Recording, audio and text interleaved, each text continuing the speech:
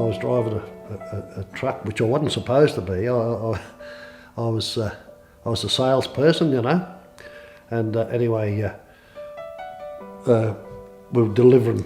I was bloody selling and bloody delivering meat, you know, but I was the guy on the phone doing all the selling and this sort of stuff.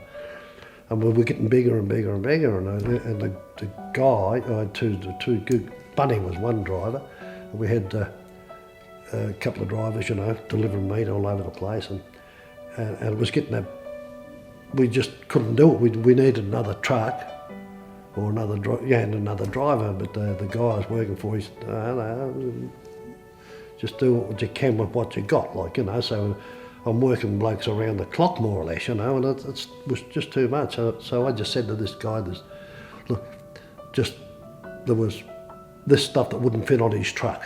So it was probably 3 or 4 pigs and a couple of bodies of beef and a couple of lambs or something. And they just had to go down to St Kilda, you know, down to Ackland Street.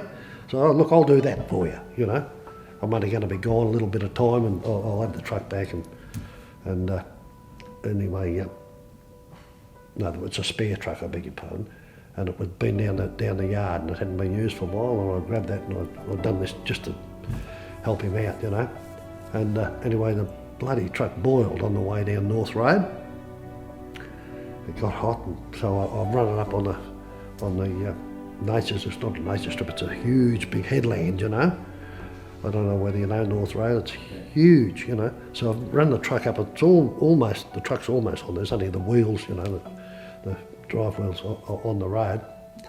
And I'll go up and ask a lady, could I get a bucket of water?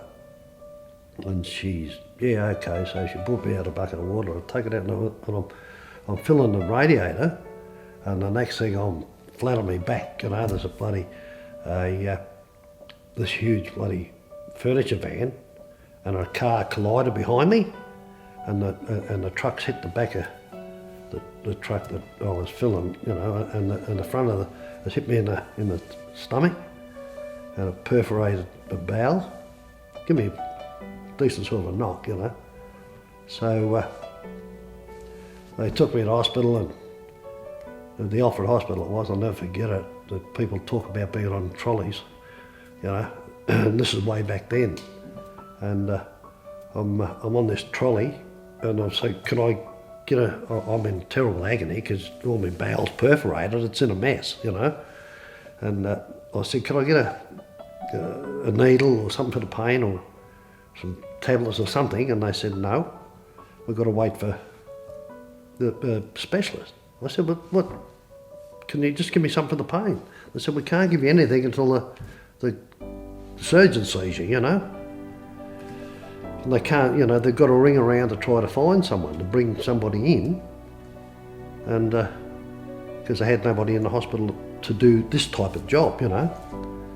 So anyway, cut a long story short, they admitted me, and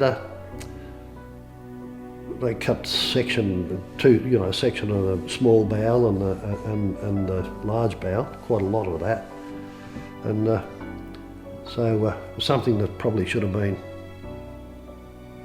a couple of weeks, turned into nearly bloody 3 months in hospital. It was a mess. And every time they put me back together, it burst open again, you know.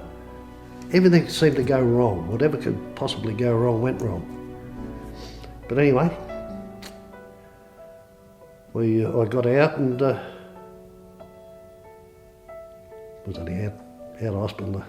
I was out in the front lawn, and I'd lost so much weight. I was bending down in the front lawn doing something, and Jen's gave me a foot up the backside, you know. She said, you skinny little bugger. I'll never forget her saying it. You skinny little bugger, she said, you know. So I'll give you this while I can, because, you know, when you get bigger I won't be able to do it. Yeah.